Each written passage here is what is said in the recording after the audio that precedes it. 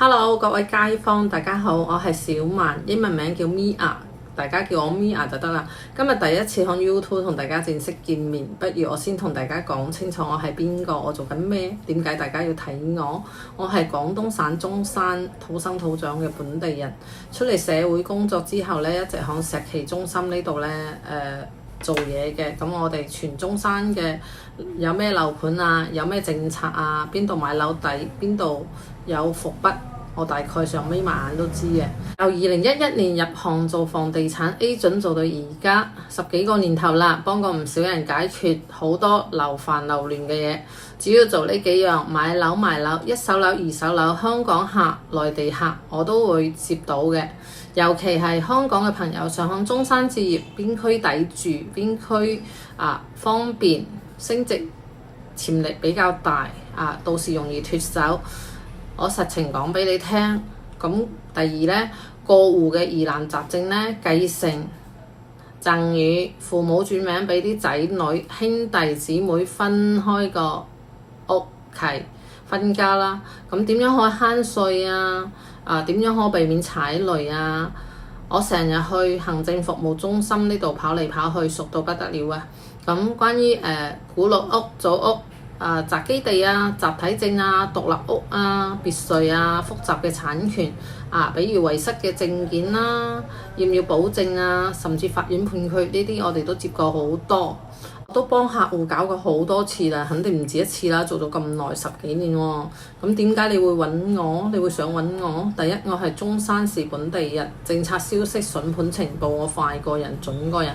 第二，我成日跑去國土局行政服務中心咁複雜嘅手續，唔單止識得做，仲識得點樣走比較快脆，同埋點樣辦手續比較順暢。第三，我幫過好多港澳客戶跨境買樓按揭稅費安排我有真實案例，唔係講笑嘅。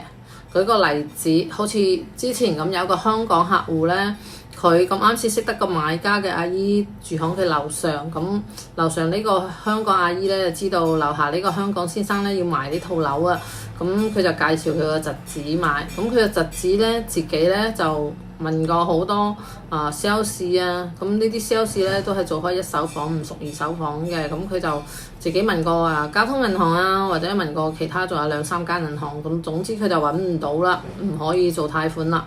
咁我好快脆，大概都係10零日幫佢搞掂咗呢個貸款啦。咁所以專業嘅事要交俾專業嘅人啦。舊年有個客香港嘅，佢父母呢之前剩低一間屋喺中山呢度，佢想辦咗個繼承之後呢，就直接轉名俾佢個仔啦。佢個仔都滿咗18歲㗎啦。咁後尾揾到我過嚟幫佢搞掂晒。咁而且仲慳咗10幾萬嘅稅。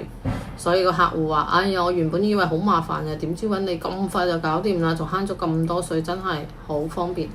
所以話你如果有樓市嘅煩惱，即係你買賣房屋辦理繼承呢啲嘢，你都可以交俾我呢一個中山嘅地膽啦。咁想揾我好簡單嘅，我嘅微信同埋電話係同號嘅，+861382271838，朝9晚9，粵語隨時傾，你講我明。